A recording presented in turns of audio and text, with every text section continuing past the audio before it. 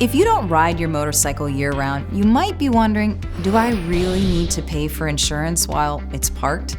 Hey, I'm Amy Freena, and today we're talking about seasonal motorcycle insurance and what you need to know before hitting pause. Now, in many states, you're required to keep at least some kind of coverage on your bike year-round, especially if it's financed. But some insurance companies do offer something called storage or layup coverage. It lets you keep comprehensive protection for things like theft, vandalism, or weather damage, while dropping liability and collision since you're not riding. It's a great way to save money during the off-season. But here's the catch.